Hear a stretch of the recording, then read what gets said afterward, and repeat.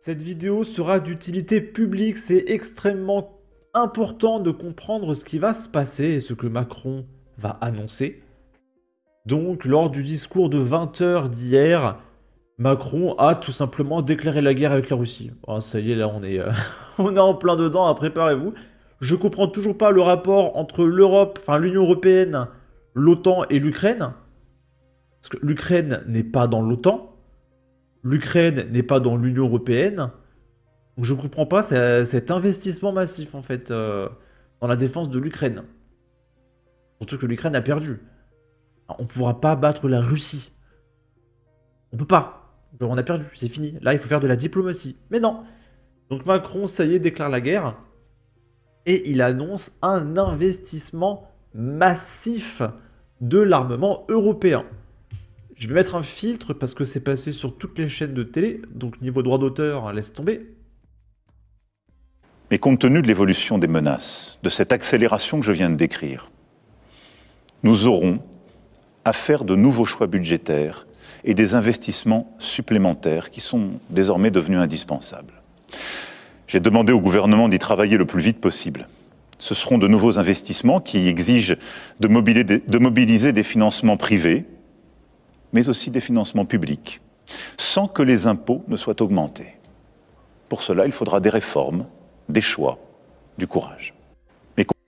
Donc, on a besoin de pognon pour financer la guerre. Alors qu'on est endetté à hauteur de 3400 milliards d'euros. Niveau trésorerie, on a zéro. Je sais pas si vous avez déjà vu une carte ou un graphique de la trésorerie française, on est à zéro. Zéro. On a que de la dette. On est ruiné. Et Macron, il veut doubler le budget de l'armement, bien sûr. Bien sûr. Et du coup, là, on est sur BFM TV. Et on va nous expliquer qu'il faut mobiliser l'épargne des Français.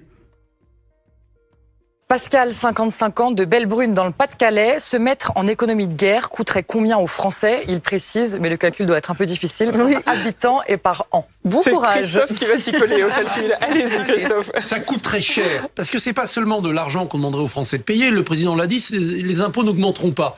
Mais ce sont des choix, des sacrifices que les Français devraient faire. C'est-à-dire que si on investit, si on réinvestit massivement du côté de la défense, du côté de l'armée, on n'investira pas, on ne dépensera pas ailleurs.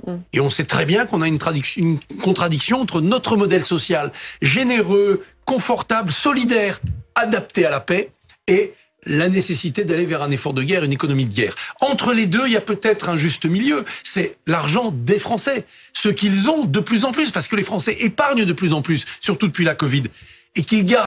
Et du coup, on va leur prendre. Parce que ça sert à rien d'épargner. Hein, c'est de l'argent qui n'est pas utilisé. Surtout depuis la Covid, et qu'ils gardent en se disant « vaut mieux l'avoir chez moi comme un bas de laine que le mettre ailleurs », non, faut peut-être à ce moment-là le prêter à l'État pour qu'il investisse dans l'outil militaire et dans... Voilà, prêtez votre argent à l'État, les copains, pour financer la guerre en Ukraine, ça va bien se passer. les effectifs militaires. Une sorte d'emprunt national, d'emprunt patriote. Vous savez, les deux pays qui sont sortis ruinés de la guerre, le Japon et l'Allemagne, ils ont saisi l'épargne de leur population. Ils ont vidé les comptes de leur population. Faisons pareil, on va vider directement l'épargne des Français. On prend tout, tout. Il restera plus rien, de toute façon il n'y a plus de thunes, on va aller jusqu'au bout. Population pour reconstruire leur pays. Ouais, mais on peut aller dire ça aux Français, on va essayer de votre épargne. Mais on n'a pas perdu la guerre. On est en train de préparer la guerre pour l'éviter, pour sauver la paix. Concrètement. Et en plus, si les gens se mettent à avoir peur et à retirer leur argent en liquide, les banques, elles, vont avoir peur et ils vont dire stop, on bloque tout, vous pourrez plus retirer de l'argent elle est à nous, touchez plus à rien, ça va être catastrophique. Et là, on nous pose la question, est-ce que le livret A des Français va être utilisé pour financer la guerre ? Oui, Fanny, 30 ans, de Nice, qui nous demande est-ce que l'État pourrait utiliser, et cette question est beaucoup revenue, le livret A des Français pour financer la guerre ? Ouais. On y revient, Emmanuel. Alors, ça a été évoqué. Le Conseil constitutionnel, pour le moment antique, dit non, l'argent du livret A, c'est fait pour le logement social. Après, rien n'empêche de créer un nouveau livret qui aurait les mêmes caractéristiques que le livret A ou le livret de développement durable pour récolter cet argent. Non, mais ça prendrait du temps, le temps de... Donc en gros, ce serait un livret militaire, donc un nouveau livret, qui servirait directement à financer la guerre. Et on va en parler juste après de ce livret. Ça va très probablement être mis en place, ce livret. De créer 600 ce nouveau livret, de mettre de l'argent Non, dessus. pour le coup, non ça peut être fait assez vite. Après, il y a d'autres possibilités. Il faudrait notamment aussi, parce que là, c'est pareil, on sort quand même, le renversement de perspective est terrible. C'est-à-dire qu'on sort quand même d'une période où l'objectif, c'était la transition écologique, la marguerite entre les dents. On a fait exprès de dissuader tous les investisseurs d'aller vers les placements, vers les hydrocarbures, vers l'armement, etc. Donc là, il y a quelques tuyaux à rebrancher pour aussi emmener les grands fonds d'investissement vers la défense. Mais oui, il est tout à fait possible que le livret A soit Et on voit que les sollicité. investisseurs l'ont perçu ces derniers jours, puisque les entreprises d'armement en bourse ont particulièrement Quand on fait plus progressé. 10 à plus 20% en une journée, Ouais. c'est vraiment bien. Il se passe quelque un chose. renversement Ouais. historique. Oui, Fanny. Imaginez un mec, il a mis 100 000 euros en un jour. Hop, ça se transforme en 120 000, il s'est fait 20 000 balles en un jour, le mec. Ok. Et du coup, j'ai posé une question à ChatGPT. Je lui ai demandé comment ça serait financé et utilisé ce livret militaire. Parce que le livret A, par exemple, c'est de l'argent qui est utilisé dans des investissements publics. Et après, ces investissements, supposons, on fabrique des éoliennes avec ce pognon. Et après, l'énergie produite par les éoliennes, on la revend, ça fait du pognon. Et on verse quelques intérêts aux Français qui ont mis de l'argent dans les livrets A. Mais un livret militaire, il n'y a aucune production. On fait des armes et on les utilise pour faire la guerre, et c'est de l'argent jeté. Donc comment serait utilisé l'argent de votre épargne en livret militaire? Comment ça va se passer? Il faut vraiment comprendre ça. Donc partagez vraiment au maximum cette vidéo, parce que quand ce livret va sortir, et il va sortir, c'est très probable, il faut comprendre les risques que vous allez encourir. Donc je vous mettrai le lien de la page ChatGPT, j'ai fait un screenshot, ok.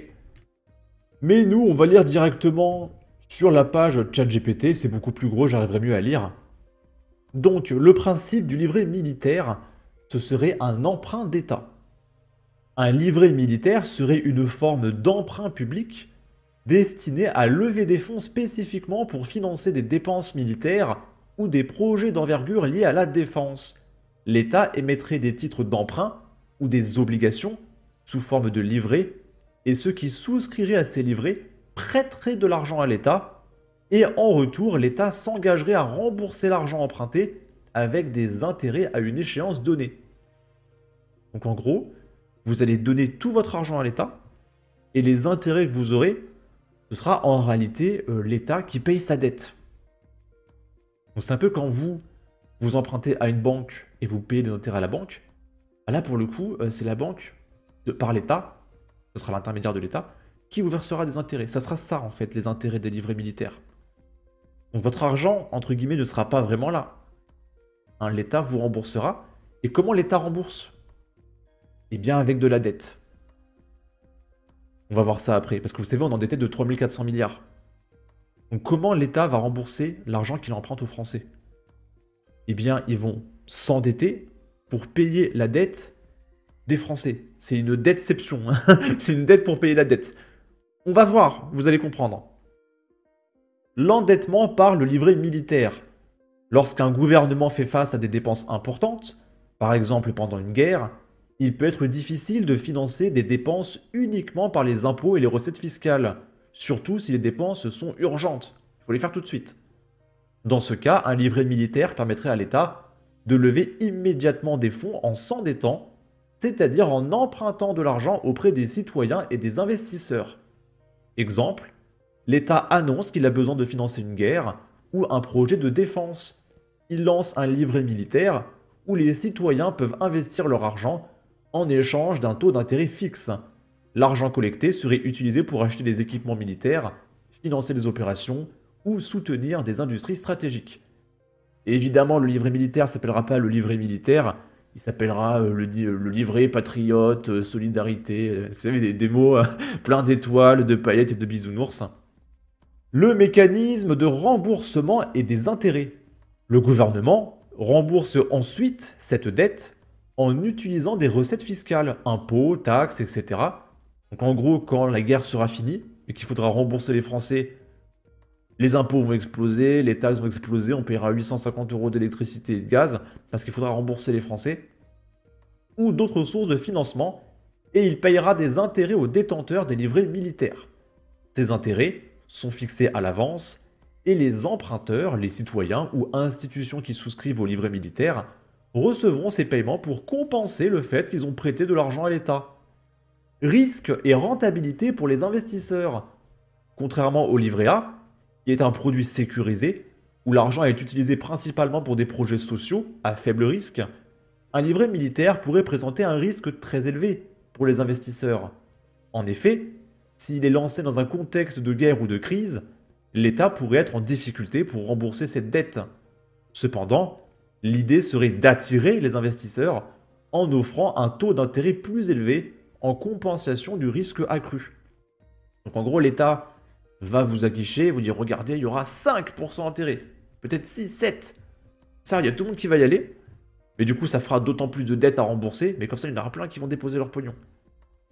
Le point 5, il n'est pas intéressant, on passe au point 6, rente et intérêt pour l'État. L'important à noter, c'est que contrairement au livret A, qui sert à financer des projets sociaux et à générer des revenus dans des secteurs peu risqués, un livret militaire génère une dette pour l'État qu'il devra rembourser à terme. L'État pourrait continuer à émettre de la dette pour rembourser cette première dette. Donc en gros, la dette de 3400 milliards, celle-là, là, on va l'augmenter, on va s'endetter encore plus pour rembourser la dette des Français. Et du coup, on sera endetté de 150 000 milliards, et du coup, il faudra la payer, cette dette. Et du coup, les taxes vont augmenter, etc., etc. Ce mécanisme s'appelle le roulement de dette. Donc le roulement de dette, c'est s'endetter, et puis ça sera payé avec une autre dette, etc. Enfin, n'importe quoi. Hein. Et du coup, j'ai demandé à ChatGPT, et si on perd la guerre, qu'on paye, et que le pays est tellement ruiné et endetté qu'il ne pourra plus nous rembourser. Hein, si on fait banqueroute, qu'est-ce qui se passe? Le point 1, il n'est pas intéressant, c'est ce qui se passerait si vraiment il y aurait directement des chars russes qui détruiraient des bâtiments directement en France. Donc petit 2, ce qui se passe si le pays ne peut pas rembourser sa dette. Si le pays accumule une dette insoutenable et qu'il ne peut plus rembourser ses emprunts, à savoir le livret militaire, plusieurs situations peuvent se produire. Petit a, le défaut de paiement. Un pays peut choisir de faire défaut sur sa dette, c'est-à-dire de ne pas rembourser ses créanciers. Votre argent, disparu de chat, on ne peut pas vous rembourser, c'est fini. Merci. Cela peut être une décision stratégique, mais cela a de lourdes conséquences. Perte de confiance internationale. Les créanciers internationaux, autres États, banques, investisseurs privés, pourraient perdre confiance dans la capacité du pays à rembourser sa dette, ce qui rendrait toute nouvelle levée de fonds beaucoup plus difficile et coûteuse. C'est-à-dire, si la France est endettée de 8 000 milliards et qu'elle demande encore du pognon, eh bien, il y a les autres pays qui vont dire « Bon, écoutez, on va arrêter de vous prêter de l'argent parce que vous ne pouvez pas nous rembourser. Vous êtes surendetté de 8 000 milliards. On sait que vous ne pourrez pas nous rembourser. On arrête de vous prêter de l'argent. Ah, on n'a plus d'argent, comment on fait? Faillite de l'État. » Isolement économique. Un défaut peut entraîner des sanctions économiques, des restrictions commerciales et la perte d'accès aux marchés financiers internationaux. Le pays se retrouve alors isolé, avec des ressources limitées pour financer sa reconstruction. Petit b, l'option de rééchelonnement de la dette. Plutôt que de faire défaut, un pays peut négocier avec ses créanciers pour rééchelonner sa dette. C'est-à-dire, on a payé pendant des années les intérêts de la dette à l'Europe. On pourrait dire, écoutez, on a déjà assez payé, s'il vous plaît, baissez la dette. On est déjà assez ruiné comme ça. Et l'Europe dit, ok, vous ne devez plus 8 000 milliards, mais seulement 5 000 milliards. On est gentil. Voilà. C'est qu'en gros, on réévalue la dette. Exemple historique, plusieurs pays en guerre ou en crise ont restructuré leur dette, comme l'Allemagne après la Première Guerre mondiale, ou la Grèce lors de la crise de la dette européenne en 2012. Petit c, la dévaluation et l'hyperinflation. Si un pays est en situation désastreuse, il peut essayer de dévaluer sa monnaie de manière drastique pour alléger sa dette en termes réels. Cependant, cela entraînerait de l'inflation, ce qui réduirait encore plus de valeur des épargnes des citoyens. Exemple, après des guerres, certains pays ont connu de l'hyperinflation, comme l'Allemagne, de la République de Weimar après la Première Guerre mondiale, ou plus récemment le Venezuela. Et du coup, on se retrouverait avec des baguettes de pain à 8 euros, les courses au Carrefour resteraient à 450 euros, ce serait n'importe quoi. Petite idée, faillite de l'État ou carrément effondrement de l'État. Dans des situations extrêmes, un État en faillite pourrait être dépossédé de sa souveraineté économique. Cela signifierait que d'autres pays ou d'autres organisations internationales comme le FMI pourraient intervenir, imposer des conditions strictes pour rétablir l'ordre économique ou même superviser les finances du pays. Et du coup, on dirait la France, c'est plus à vous, vous êtes trop des branquignoles, donc on va s'occuper de tout. Et on serait plus français en fait, on serait des esclaves. Un tel scénario pourrait signifier une perte de souveraineté économique pour le pays et un contrôle partiel ou total de ses finances par des créanciers étrangers. Que se passe-t-il pour les détenteurs du livret militaire? Si les citoyens ou les investisseurs détiennent un livret militaire et que l'État perd la guerre, il y a un risque que l'État ne puisse juste pas rembourser les intérêts ou le capital des emprunts. Et du coup, voici ce qui pourrait arriver. Un non-remboursement des intérêts. Si l'État ne parvient pas à rembourser, les détenteurs de livrets ne recevraient probablement pas leurs intérêts ou leur capital, ou bien ces paiements seraient très retardés. Donc on parle du capital, hein. Les intérêts ou le capital. Hein. Donc directement l'argent... Dévaluation des paiements. Si le pays subit une hyperinflation, la valeur des paiements futurs, y compris les remboursements d'intérêts de capital, pourrait être fortement réduite, rendant ces remboursements quasi inutiles. Conversion ou annulation de la dette. En cas de défaut ou de restructuration de la dette, les créanciers pourraient se retrouver avec une partie de leurs créances complètement annulée ou convertie en une autre forme de dette. Cas historique, l'Allemagne après la Première Guerre mondiale. Il y a eu le traité de Versailles en 1919 qui a imposé à l'Allemagne des réparations de guerre colossales qu'elle a eu du mal à rembourser. Cela a conduit à un éclatement économique avec une hyperinflation en 1923 et une dévaluation massive de la monnaie. Beaucoup de créanciers ont perdu l'essentiel de leur investissement. Et si je me souviens bien, il y a énormément de mecs qui ont mis fin à leur jour. Conclusion, si un pays perd une guerre et est ruiné économiquement, le scénario où l'État ne peut plus rembourser ses dettes devient une réalité inquiétante. Les créanciers, qu'ils soient nationaux ou internationaux, risquent de ne plus jamais récupérer leur argent et l'État pourrait devoir restructurer sa dette, faire défaut ou subir des conséquences économiques dramatiques comme l'hyperinflation ou la dévaluation. Pour les citoyens investissant dans les livrets militaires, cela signifierait probablement une perte partielle voire totale de leur investissement, surtout si l'État est incapable de rembourser. Voilà. Donc, si cette guerre est interminable, on s'endette, on s'endette, on s'endette, on va prendre l'épargne des Français, on va s'endetter pour payer les Français, et du coup, on va s'endetter encore plus pour payer la dette envers les Français, on s'endette, on s'endette, on s'endette. Jusqu'à où on va aller comme ça? Jusqu'à où on va aller comme ça? Je n'en ai absolument aucune idée. Donc, peut-être que la guerre va s'arrêter et que le livret militaire sera rentable, et que vous serez remboursé par l'État, et que tout finira bien. Ou peut-être qu'on va s'endetter, s'endetter, s'endetter, s'endetter, et que le livret militaire, on va devoir vous le piquer. Hop, on peut pas vous rembourser, désolé. On récupère l'argent, merci. Et puis, on va continuer. On va s'endetter jusqu'à la faillite totale. Voilà.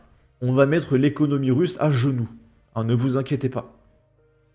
Sur ce, n'hésitez pas à donner votre avis, votre opinion, à partager, liker, commenter. Ça aidera au référencement de la vidéo sur YouTube. Abonnez-vous, suivez-moi sur Twitter. Prenez soin de vous. Salut!